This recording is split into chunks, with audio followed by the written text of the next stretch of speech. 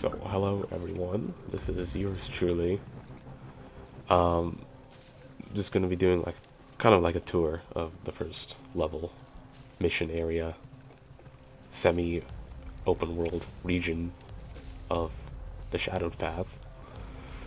Um, it's been a while since I've actually put any work into this specific part of the project since I was originally going to transition to Unreal Engine, but seeing as how getting sued by Blizzard is not very doesn't sound like a very good time. I'm just gonna go back to what I've already done here. So these maps by themselves aren't going to be like huge, like exploration areas. They themselves are very much not finished, as you can see. But this first area is just the introductory part of the game. So there's going to be two different areas for the player to advance through. This is one of them.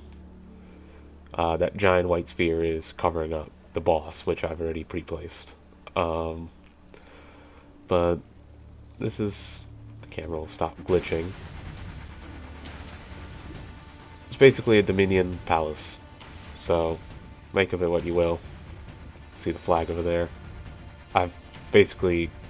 so this whole area, once you kill the boss here and enter the area, this entire building will be kind of reconstructed in its own map, and you can kind of explore the building on your own.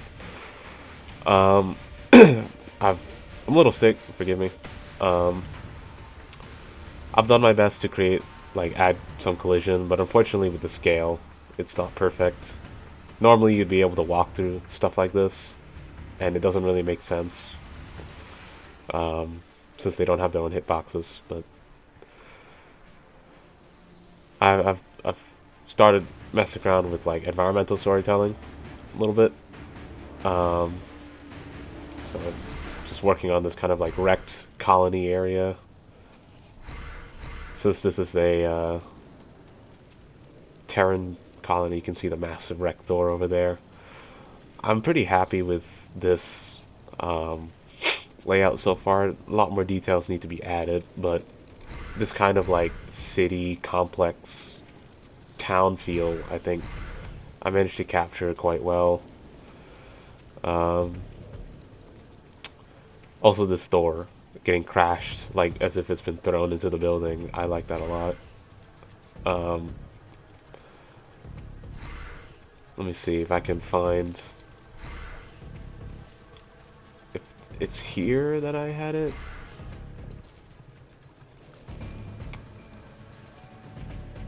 I forgot where, but I'll try and find it and I'll show you guys. Actually, for purpose of this.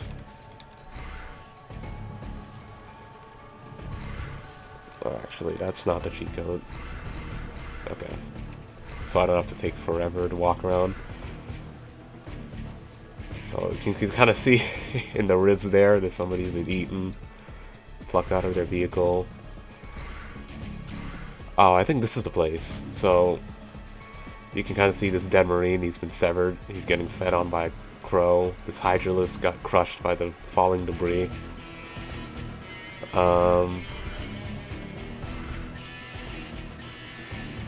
Somebody else got killed as well from the falling debris. So I've tried to make the environments as realistic as possible and tell their own story.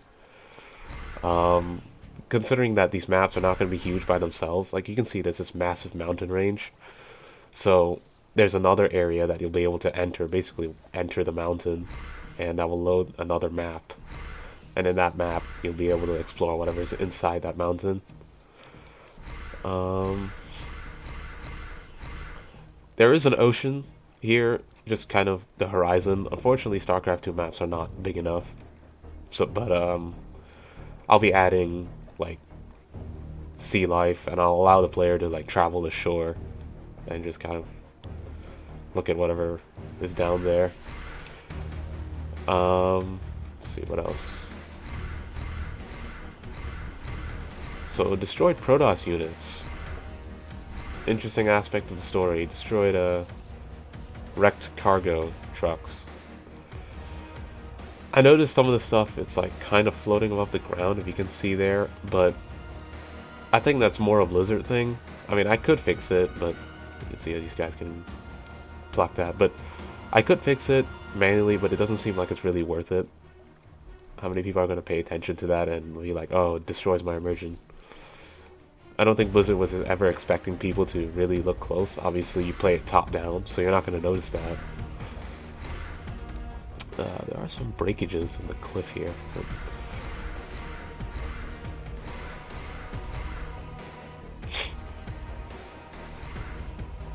Let's see, what else? A giant destroyed Colossus. I believe I added sparks to this. I'm not sure if they're rendering, or maybe I just forgot. I can hear them.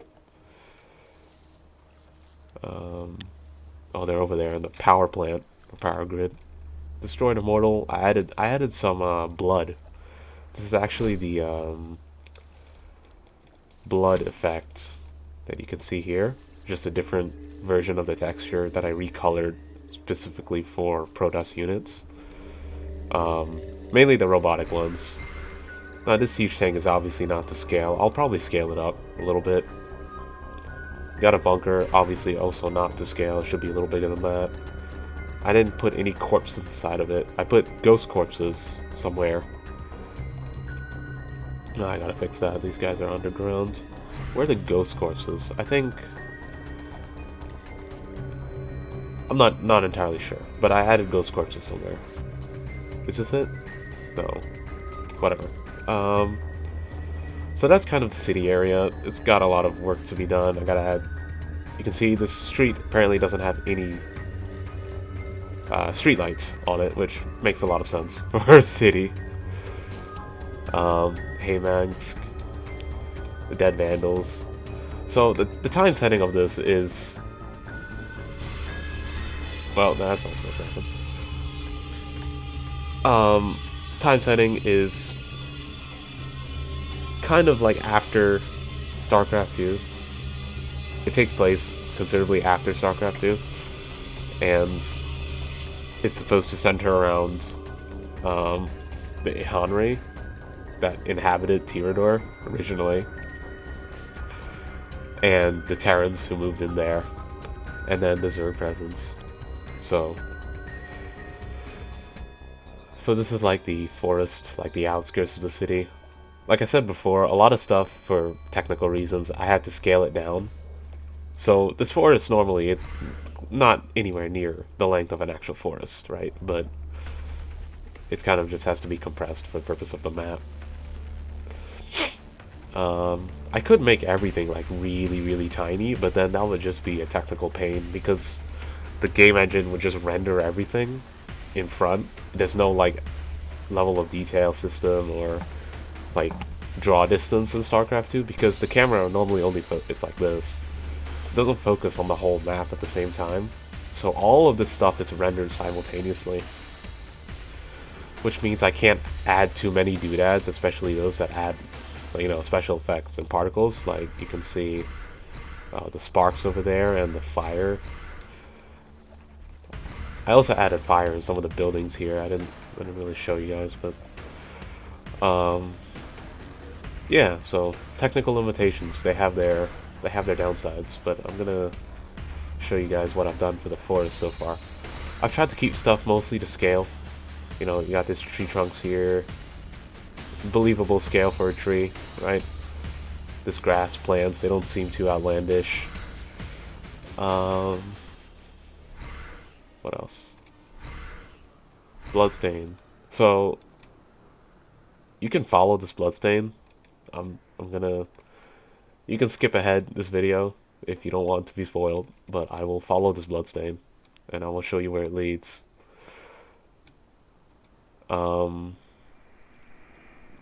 There are red herrings as well.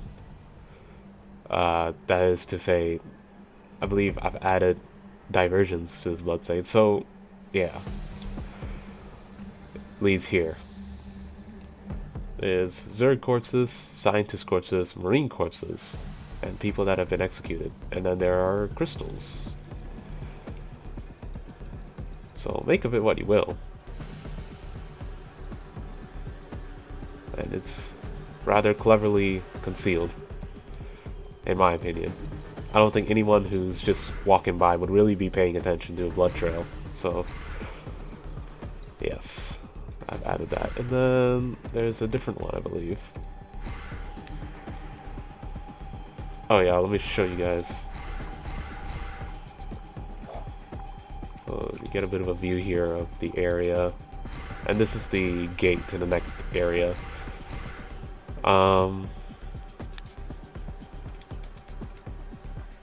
So you'll need to kill the boss. I already showed you guys that boss. I'll show it again, I guess. But I haven't done anything different with that boss. But this blood trail does in fact lead to it. So there's not much else in this woods. I haven't added any like wildlife critters to it, or like corpses or anything like that, other than what you saw in the execution area.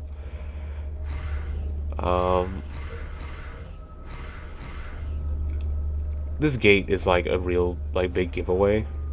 So, I mean, the player, after getting through this area of the game, or the map, they could just immediately beeline for the boss. I might change that, I might not. I don't know. And the boss is the old guardian of the tree. I guess I'll start the boss fight here, but considering that I have the cheat attacked, yeah, I have the cheat activated, so it'll just smoke this guy.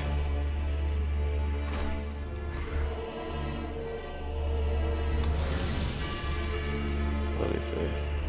So this is actually the Dark Wraith from Dark Souls 3 with a Protoss like Judicator Templar model. Like it's one of the civilian models, but I kit bashed it, edited it with the Dark Wraith animations from Dark Souls 3, and overlaid the music for the Champion's Gravetender boss fight, also in Dark Souls 3, the Ashes of Ariandel DLC. There's no phase 2, it's just kind of like an introductory boss, so it's not meant to be like too difficult or anything.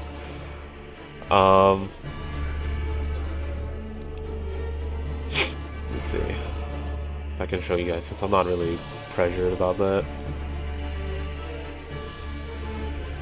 I haven't really found a good way to make like third-person combat in StarCraft 2 challenging, but also like I haven't been able to find that balance really yet. So most of it has been centered around, holy shit, most of it has been centered around like managing how you dodge your attacks and not spamming dodge, because otherwise you'll get killed by a ranged attack or a melee attack.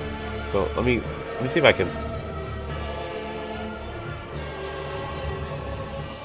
So he does kind of spam it if I keep moving, because he just queues up a bunch of orders whenever the player is like in certain range. So I might have to edit that.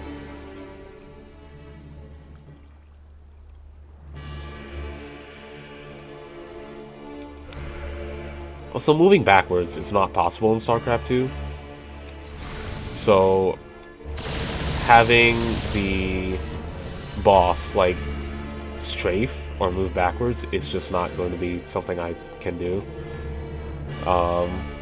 Lateral movement in general is not like a thing, at least in terms of like player.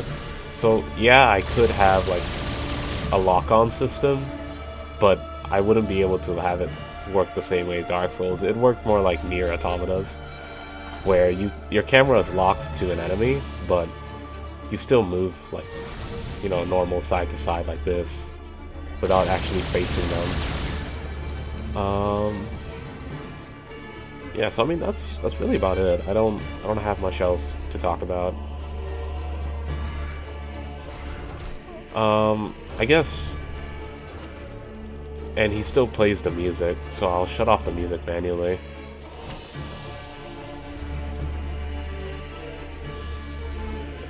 Do this. Oh well. and it's still giving me that because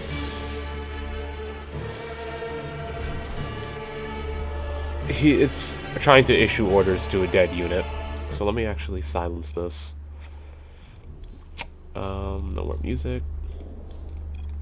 Alright. So, yeah. Death models, I have a system in place where dead units will not despawn. So his corpse will just be there forever until you reload the map. I think if you reload a save or you quit the map, you quit StarCraft 2 and reboot the map, it will not be there. At least I believe so. Oh yeah, I forgot. There are dead Marines, people who tried to escape here and were killed by the Guardian. So, I mean, in terms of other bosses, I can't incorporate Dark Souls bosses anymore. There is only one other Dark Souls boss that I have made for StarCraft 2, and I believe you guys have seen it. It's the Forsaken Paladin. It's, if you played the Legacy of the Void campaign, you'll know that there is the Ire variant. There's also a story mode variant of the Ire Zealot, the one with the Whirlwind Blade, the little spinny boy. And he has that own story mode model, which is a very high quality model. I've used that and transplanted the animations from the Dragon Slayer armor in Dark Souls 3. So that is the other boss, Dark Souls 3. And then I have another one, which is actually the other boss covered by the white blob earlier that I showed you guys near the Dominion Castle. I think from now on, I guess, since Autodesk has withdrawn support for 2016, and that was the only platform I could use StarCraft 2 R tools on, and also work with Dark Souls conversions to StarCraft 2, I guess it won't be possible for me to continue making that. So taking Dark Souls bosses from Dark Souls and putting it in StarCraft 2. I really wanted to do that, but I have a couple so far. I did do the Abyss Watchers, the Nameless King, and Aldrich, which would be good for a Zerg boss, but other than that, I mean, I don't have StarCraft 2 models of them. I just have functional, or rather StarCraft 2 versions, right? I have the Abyss Watcher model in StarCraft 2, but I don't have a StarCraft 2 version of the Abyss Watcher, if that makes sense. Like a Zealot that moves like the Abyss Watcher. I don't have that. I just have the normal one from the original Dark Souls 3 game. So, yeah, I guess all the bosses and enemies from here on out will be from Heroes of the Storm or StarCraft 2 with added animations like Archons. Like I can most likely just add animations in Blender's StarCraft 2 add-on tool. I think that's something that's definitely doable and learnable since I've worked in Blender for enough to basically understand how that can be done. Yeah, but it's using the StarCraft 2 models. I originally didn't really want to because they're not very, very high quality, but I guess it's not a big deal considering that they were made for an RTS. They're not supposed to be like really detailed, like, you know, a third-person game level of detail. Like, you can see these textures are not like super freaking like 2K textures. No, they were made for a game that was released in 2010. So, I mean, but yeah, I guess that is it for this video. I really don't have much else to talk about. I have done some work on the second map, second level, what have you. But it's very much largely unfinished. This one is very much unfinished as well, but everything is like in place except for the enemies. Obviously, there were no enemies here except for the bosses. The bosses have their AI as well, mostly done, but demanding polish. Um, I'm trying to think, is there really anything else that I'm forgetting? Oh yeah, release date. So hopefully by the summer, this will be done. Since I am going to just absolutely commit to StarCraft 2, or making it in the StarCraft 2 editor. Um, I don't really have any other option that would be practical for me, considering I neither have the time to learn a brand new medium, nor do I have the potential legal leg to stand on to use it. Um,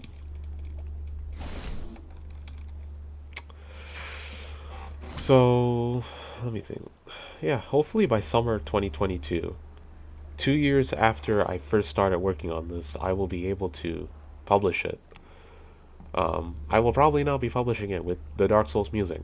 I will probably upload that privately to my own cloud instead of StarCraft 2 Mapster. But once I do eventually release this, I will put it on StarCraft 2 Mapster for sure. Um, Trying to think number of levels. So I have about 8, 9 levels planned out. I've done one, mostly, in terms of terraining. I've terrained one. Um, it takes me. I'm trying to think about how many hours it takes me. So I'm trying to keep it the environments very much varied. Um, I just have enough bosses for 8 maps or 9 maps, probably 8, I think. So 8 different areas to explore. It's not going to be like crazy long. Um, I have no idea how long it's gonna take to complete all of it, since I don't have all the enemies in place. I also I'm not gonna have like a quest tracker. There are also other things like abilities or upgrades or um, like a skill tree. I want to put. I don't want to. I'm not gonna be doing any like armor customization kind of thing. It's really just gonna be like, here are these power ups for your character. They will like 2 different trees or runes, I guess. Like you can pick up these power ups in the world and equip them.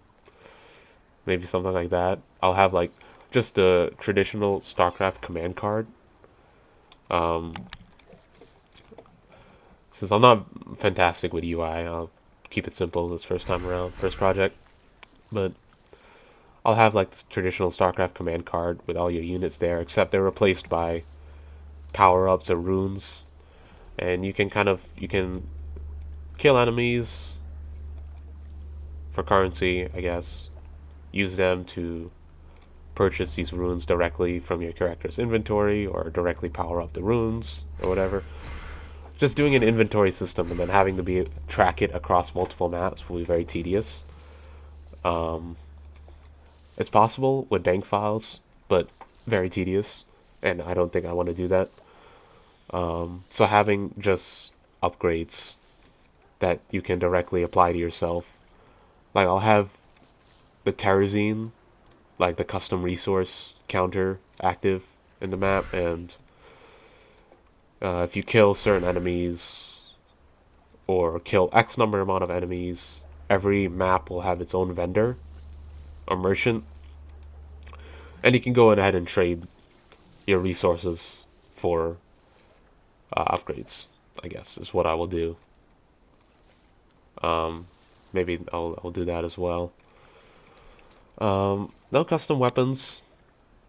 I would have to make new models for that, and it doesn't feel like it's important enough to have custom weapons or armor for this character.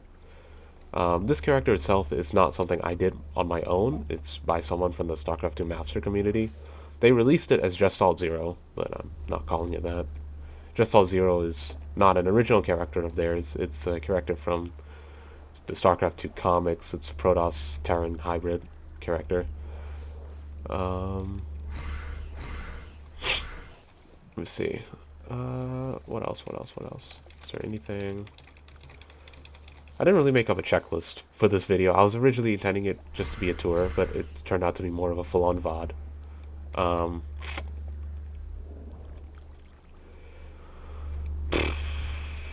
oh yeah, quests. So yeah, in terms of quests, there's no quest tracker. I'm not gonna have one. I'm gonna have it more like Dark Souls, where you have to keep a, mental track of your quests and what you're doing, or your progression in it. Um, but there will be side quests. There's no like main quest or objective other than like progress forward. Um, I don't know about adding a karma system or like a decision making system where based on certain quests you do. I mean, Dark Souls did have that, so maybe I will do that as well. If you fulfill certain quests or make certain decisions during these quests, you will incur a certain ending. Um,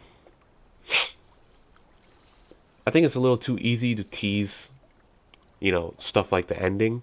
I have it all planned out.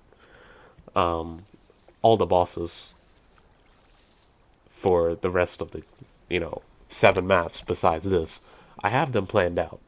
But I guess it's a little too early to tease it. But I guess I will suggest at this point that it is not completely like an original concept to the StarCraft 2 universe. The final boss will not be a foreign concept to StarCraft 2. That is as much as I will say at this time. Or rather not StarCraft 2, but StarCraft as a whole. It is not a completely original idea, I will say. So, make of it what you will. If you come this far of my ramblings, I appreciate it. Thanks everyone for watching. I'll see you later.